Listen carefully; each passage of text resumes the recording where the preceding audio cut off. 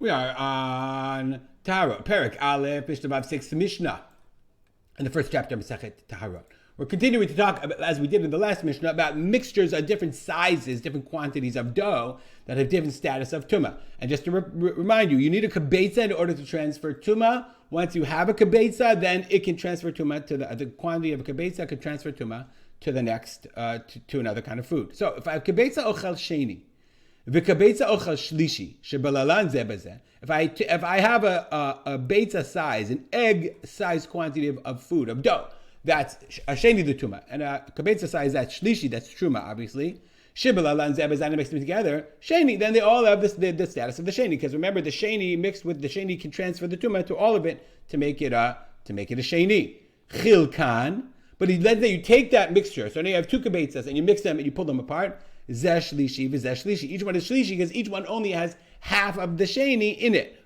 Therefore, continuing on what we learned in the previous Mishnah, nafal zeh le'atzmo. I have each piece which is half-half and the other half-half. Zeh le'atzmo v'zeh le'atzmo al kikar shel truma. Remember, sheni can make shlishi. Sheni can turn it into pasul. It can make it a shlishi de tuma. But here I have two pieces. Each one is half sheni, half shlishi. So each one, zela asma, if they fall individually, al kikar shel truma, on a piece of truma bread, on a loaf of truma bread, lo paslu, because each one is only half sheni. But naflu shnehem ke'achad, if both of them fall at the same time, each half sheni, half shlishi fall at the same time, that means collectively there's a kabesa of sheni that touches this bread, then asahu shlishi. Then it made it shlishi. Next case, kabesa ochel rishon. The kibetza ochel shlishi. If I have a beitza of rishon and a beitza of shlishi, shibalal zebaz, I mix it together. Rishon, because remember the rishon is it's all inside there. There's a beitza of rishon. It's not like it mixed together. There is a beitza of rishon, so the whole piece has the status of rishon. Chilkan, I pull them apart. Zeh sheni v'zeh sheni. So now I have, remember, two kibetzim. I have a rishon and a shlishi mixed together. I mushed them together. Now I pull them apart. Each one is a sheni. Why? Because the shlishi got bumped up because it became a sheni when it touched the rishon. And now you have two pieces of sheni. Next case.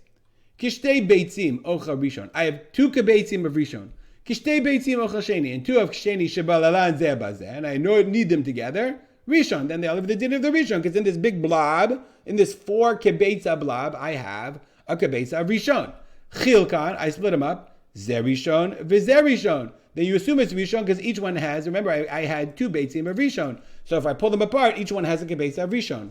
But lishlosha ula arba'a, once I pull them apart more than 2, 3 or 4, then they have the less than the status, they have the less than a kibetza of Rishon, and therefore harei elu sheni. Then each piece is a sheni. Similarly, kishtei beitzim ochel sheni. Ukishtei beitzim ochel shlishi shibalalan zebazeh. I have two kibeitzim of sheni and two of shlishi, and I mush them together.